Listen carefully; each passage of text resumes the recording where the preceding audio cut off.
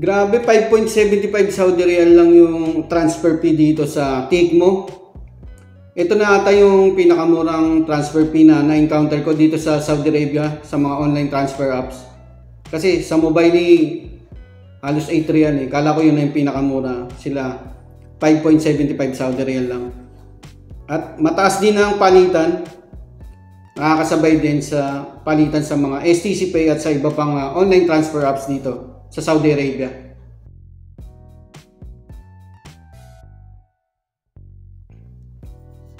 Yo, what's up mga kabayan? Welcome back sa akin channel, OFW Nonoy. Ayan, nakaraan video po, nag-register tayo sa Tikmo at gumawa tayo ng account. Ngayon naman po, magta-transfer na tayo. Mag-add tayo ng beneficiary, mag-add tayo ng money, at saka mag-international transfer na po tayo to GCash. Mobile wallet po muna, saka na yung send to bank at saka iba pa. Kagandahan lang po dito sa Tikmo mga kabayan, 5.75 Saudi Riyal lang yung transfer fee nila or charge. Pinakamababang transfer fee na encounter ko dito sa Saudi Arabia sa mga online transfer apps. Kasi sa mobile halos 8 Riyal Minsan zero charge pagka merong holiday at saka mga offer. And may dalawang option po pag mag-a-add ng money, makikita nyo mamaya. Pwedeng bank transfer to IBAN. Pero mas maganda po pag kung may ATM po kayo, yun po yung mas mabilis na pag-add ng money. Real time po siya. Pag-add nyo ng money, magre-reflect na po kagad. Kasi pag IBAN, minsan, katulad nangyari sa STC Pay, inabot ng 2 days. Normal naman daw po yun nung tumawag tayo sa customer service. At advice ko lang, pag mag-add ng beneficiary, siguraduhin nyo pong tama yung details. Yung full name, syempre yung beneficiary details, yung account number, pagka mobile wallet, yung mobile number, at saka yung mga personal info. Sisiguraduhin nyo pong tama. Ano pa ba? Ayun, sa pag-add ng money. Ayun, yun lang. Okay, simulan na po natin.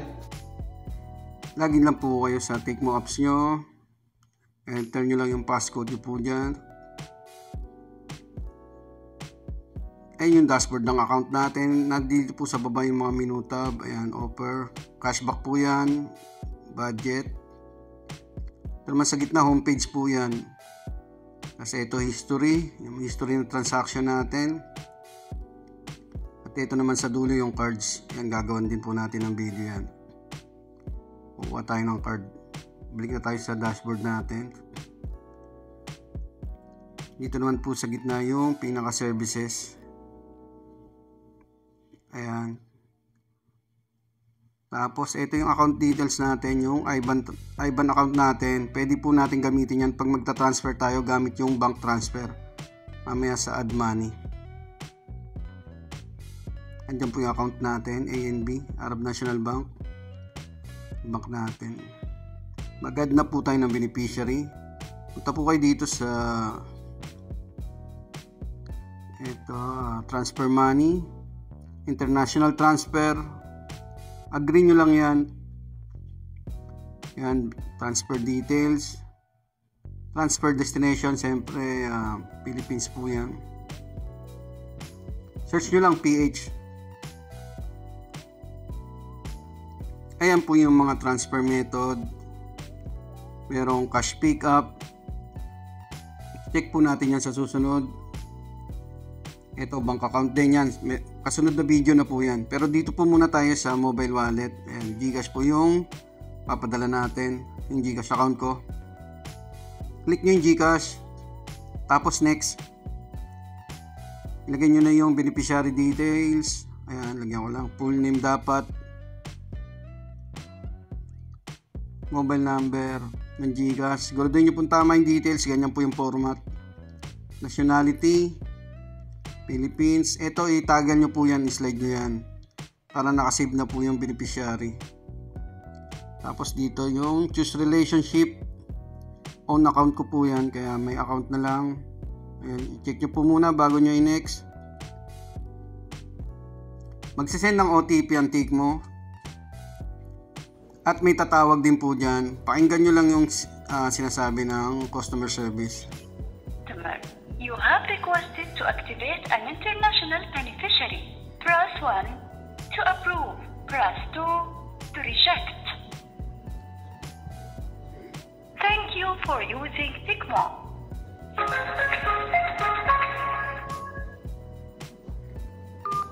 And may marireceive rin po kayong SMS. Hayaan nyo lang magko-close po yan. Ayan na po yung inad nating beneficiary. Balik po tayo sa homepage. Balik tayo sa dashboard. I-back nyo lang. Sunod naman mag-add na po tayo ng money. Check po muna natin yung inad nating beneficiary. Ayan. Makikita yun sa in transit. Back na lang natin. Ayan, mag-add na po tayo ng money. Click nyo yung add money. Ito po yung sinasabi ko kanina, bank transfer. Yung sa account details natin, yung IBAN account natin sa ANB. Pwede nating i-add yan through bank transfer. Pero ATM po gagamitin natin. Dito po tayo sa cards. Yan, may mga denomination po dyan. Pwede rin nyo pong lagyan dyan kung magkano yung amount. Pero dito na tayo sa 100. Tapos click nyo na yung add money. Tapos add new card pag wala pa po kayong card dyan. Lagay nyo lang yung details ng cards nyo. Ayan. Card number, expiration at card name. Click nyo na yung add new card. Confirm nyo lang.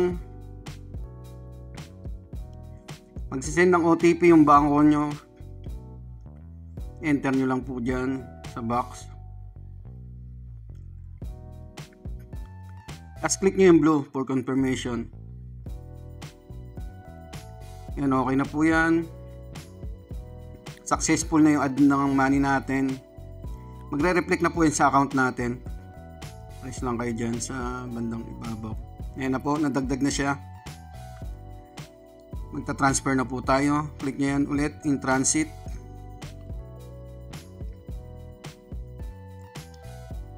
Yan, select nyo na yung beneficiaryong padadalan. Tapos click send.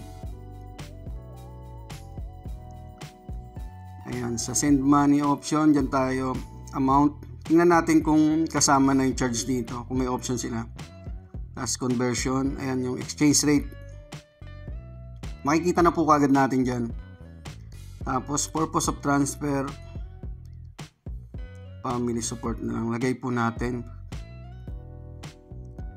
Tapos click nyo na yung send.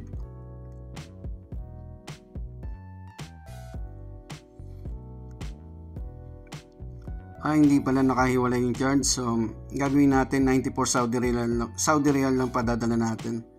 I-back natin. Bawasan natin. Ganun gagawin nyo po pag sakto lang yung gusto nyo ipadala. Walang extra. Tapos, pag may sobra naman, gagawin nyo naman siyang 106. Pero sakto lang yung 100 Saudi Real. So, yan lang. 94 po yung isesend ko.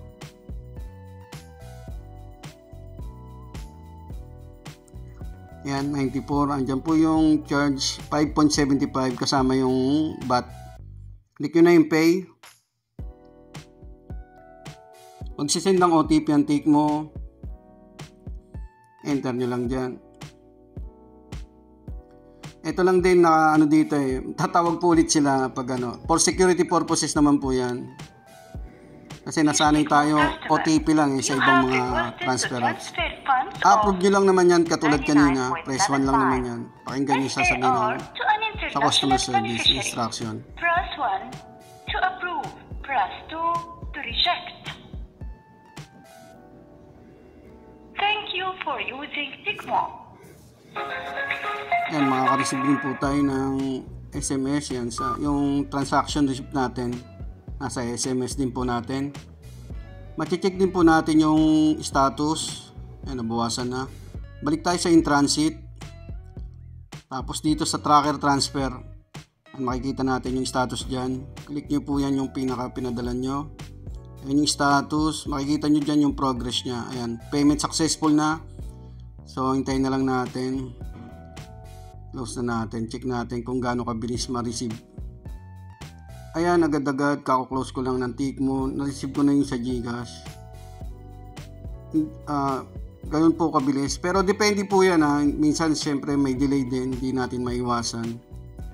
Ayan, na-receive ko na siya sa Gcash. Minuto lang. Ayan yung amount. Yan, ganun lang po mga kabayan kung paano mag-transfer from Tikmo to GCash. Maraming salamat. Ayun mga kabayan, sana nakatulong po itong video na to. Kung meron po kayong katanungan, message or comment lang po kayo sa aking YouTube channel at Facebook page OFW Nonoy. Mag-iingat po kayo lagi sa paggamit ng online transfer app at saka mga digital banking. Lagi nyo pong isi-secure yung details nyo.